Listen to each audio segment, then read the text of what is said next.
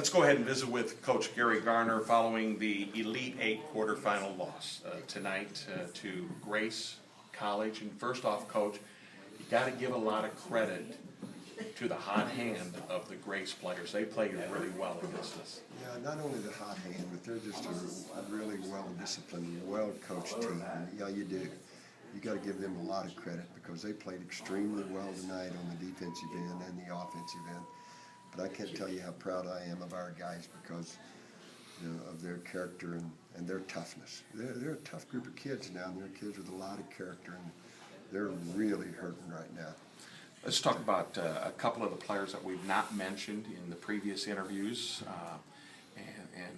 The first one, Ryan McCutcheon, he came in yesterday and he came in today, sparing minutes, but yet he really gives his effort. Oh, he always gives us great effort in practice and in games. He got a big rebound last night, played well tonight. Ryan's been hurt all year long, and he was hurt last year. And we don't know what he might do if he ever stays healthy for a long period of time. But he's a great team player, and I'm just very proud of him. Touch on one of the other players that really knows his role, more of a practice player, but when he gets in the game, the man from down under.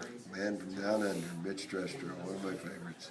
What a tremendous young man he is, first of all, and he just gives his heart and soul out there in practice every day. Gets to play very little, but is just a great teammate. Players all love him, coaches all love him, and I'd like to have more like him. Let's talk what this second consecutive trip to the national tournament means to the men's basketball program.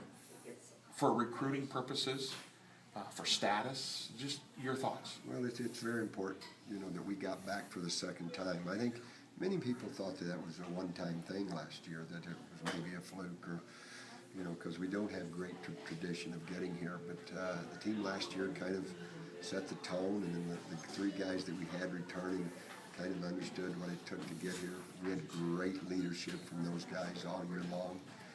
And now to win a couple of games, it's going to help recruiting.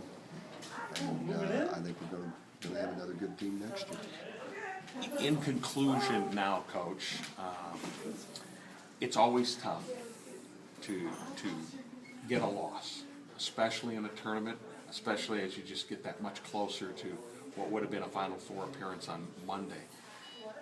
But the one thing that I heard from other people in the media, throughout the stands, listening to people, the Dakota State Trojans are a very class act, a lot of character. I'm really glad you brought that up because I had so many coaches down here telling me that, and people that I didn't know saying what a classy group.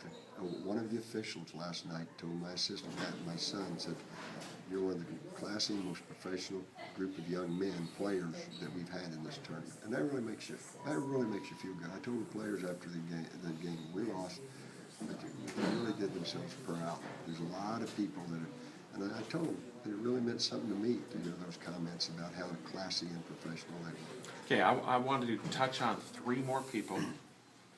Very important to the team, the success. Our trainer, Brad, he makes certain that people are taped, wrapped, whatever it takes to make them ready to play. And if they're not, he tells you they're not ready. Just talk about Brad. Well, Brad's the best trainer I've ever had. I've been at the Division I level and been other places, and he's a great trainer. He knows what he's doing.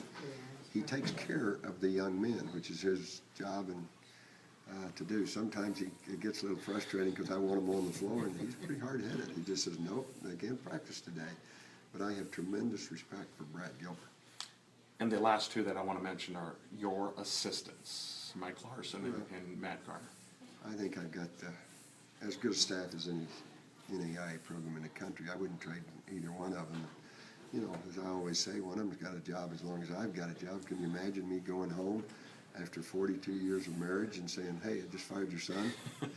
But they both do a great job, and so I hope to have them both back. I know Matt will be back, but I hope to have Mike back. We don't know yet whether he's going to be back. He's a graduate assistant. He's got his master's. And we're trying to find something for him to do because he'd like to be back, but we'll just have to wait and see.